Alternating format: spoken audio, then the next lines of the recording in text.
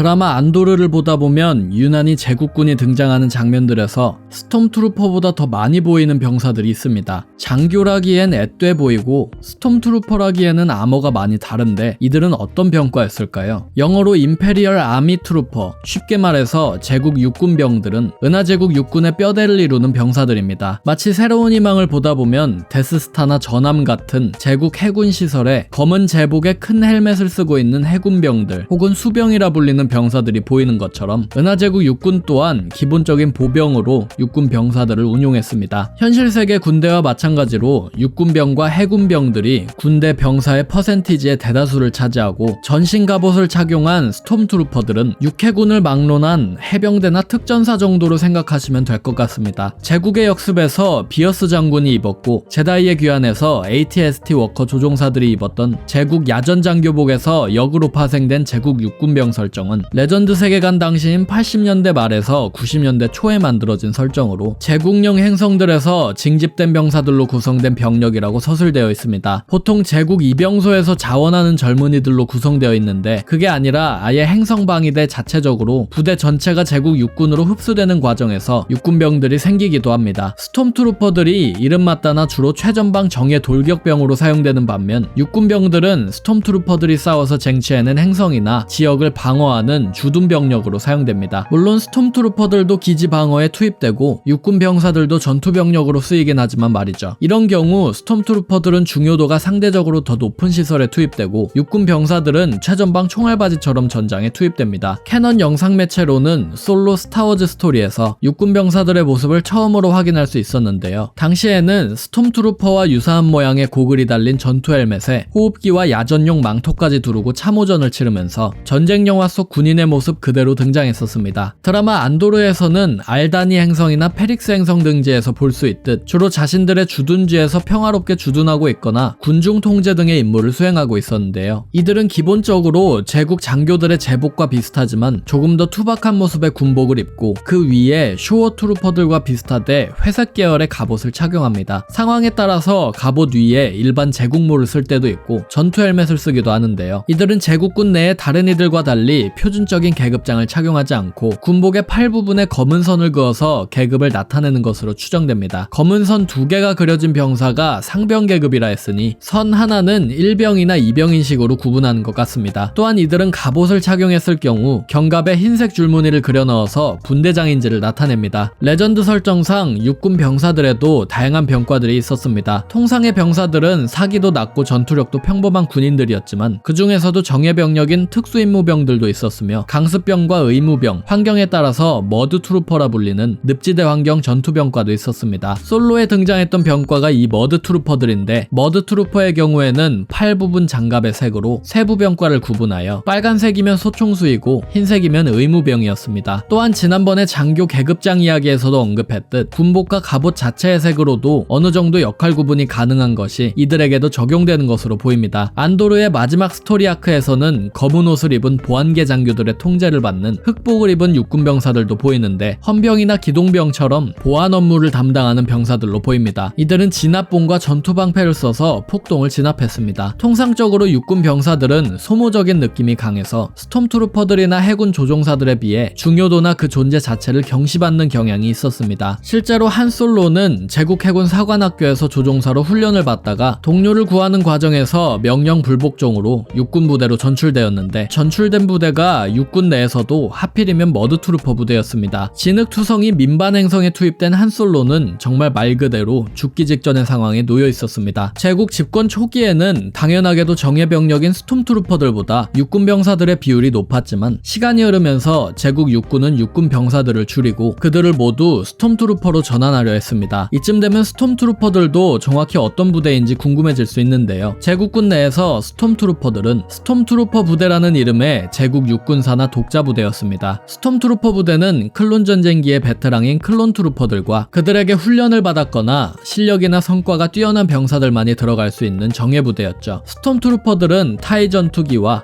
임페리얼급 스타디스트로이어와 더불어 은하제국 군사력의 상징 그 자체였습니다. 은하제국 초기 공화국에서 전환된 제국은 클론 병사들을 계속해서 주력 병사들로 사용하되 시간이 지나면 새로 징집병들을 모집하려 했습니다. 복제인간인 클론들은 공장에서 찍어내는 데에 비용이 필요할 뿐더러 성장 가속화 때문에 노화 문제도 거론되었고 유전자 기반 생물병기에 취약했기 때문에 은하계에 널리고 널린 민간인 자원병들을 모집하려던 것이었죠. 그 준비 과정 또한 클론 병사들이 1세대 스톰트루퍼로 활동했고 클론 병사들 중에서도 정예 병력인 클론 특공대원들이 후방에서 TK 트루퍼라 불리는 스톰트루퍼 생도들의 훈련을 맡았습니다. 하지만 클론 트루퍼들이 성장 가속화로 인한 노화 문제로 전역하게 되고 제 아무리 뛰어난 군인이라지만 전쟁도 겪지 않은 징집병들이 그 자리를 채우게 되면서 스톰트루퍼 부대의 명성은 생각보다 훨씬 더 하락하게 되었습니다. 반란군은 온갖 장비로 무장해놓고 총도 제대로 쏘지 못하는 그들을 양철대가리라며 놀리기 일쑤였죠. 거기에 앞서 말했듯 육군 자체적으로 일반적인 육군 병사들까지 스톰트루퍼들로 전환시키려다 보니 은하제국 말기에 가서는 스톰트루퍼나 육군 병사나 전투력에 있어서 눈에 도드라지는 차이가 있진 않았습니다. 또한 본격적으로 반군연맹이라는 주적이 생기고 은하 내전이 벌어지자 제국은 은하계 모든 곳에서 벌어지는 전선과 전투에 투입할 스톰트루퍼들이 부족해지기 시작했고 기존의 훈련 기간을 더더욱 단축시켜서 더 빠른 속도로 스톰트루퍼들을 전장에 투입시키려 했습니다. 이는 육군 병사들의 스톰트루퍼 전환과 더불어 스톰트루퍼들의 전투력을 더더욱 하락시키는 주된 요인으로 작용했습니다. 드라마 안도르는 이렇게 스톰트루퍼와는 명백히 다른 일반적인 육군 병사들을 조명하면서 제국과 제국군 그리고 스톰트루퍼들이 모든 상황에 똑같고도 미련한 방식으로 작전을 수행하는 것이 아님을 시청자로 하여금 인지하게 해줬습니다. 또한 스톰트루퍼 부대에 비해서 현실 세계의 군대와 연결지어 생각하고 공감할 수 있는 포인트들을 마련함으로써 그들의 더 가까이 다가가 이해할 수 있게 해줬던 것 같습니다. 저는 개인적으로 알다니 이야기에서 짬이 찬 상병이 계급 낮은 병사들에게 꼽을 주는 장면이나 근무하다 말고 장교에게 들켰는데도 서로 유도리 있게 넘어가는 장면 등 한국 군대에서 볼 법한 광경들은 다른 여느 나라의 군대나 심지어 은하계 저 멀리의 군대에서도 똑같다 싶어서 웃겼던 것 같습니다. 거기에 얼굴을 볼 수 있다는 점도 참 좋았습니다. 스톰트루퍼들은 헬멧에 가려져 얼굴이 보이지 않았는데 제국의 육군 병사들은 겁먹고 웃고 놀라는 모든 표정들을 볼 수 있으니 군복 너머의 사람들까지 들여다볼 수 있었던 것 같습니다. 특히나 대부분의 병사들이 아주 젊거나 어린 사람들이었기에 이런 상황에 처한 그들이 안쓰럽기도 했습니다. 스톰트루퍼가 아무리 세계관 안팎으로 홀대받는다지만 정예병력인 그들의 설정을 유지시켜줬다는 데에도 의미가 크다고 봅니다. 스톰트루퍼들을 평범한 기지에서는 찾아보기 힘들다는 점에서 그들이 아무데에나 있는 군인들이 아니며 드라마 초반에는 육군 병사를 조명했다가 후반에는 스톰트루퍼들이 점점 등장하는 식으로 이야기가 더 심각해지고 분위기를 고조시켰다는 점에서 병사들의 이런 차이마저도 도구처럼 이야기에 녹여냈다는 점을 칭찬하고 싶었습니다. 오늘의 영상은 여기까지입니다. 채널 구독하기와 영상 좋아요, 후원은 제게 큰 힘이 됩니다.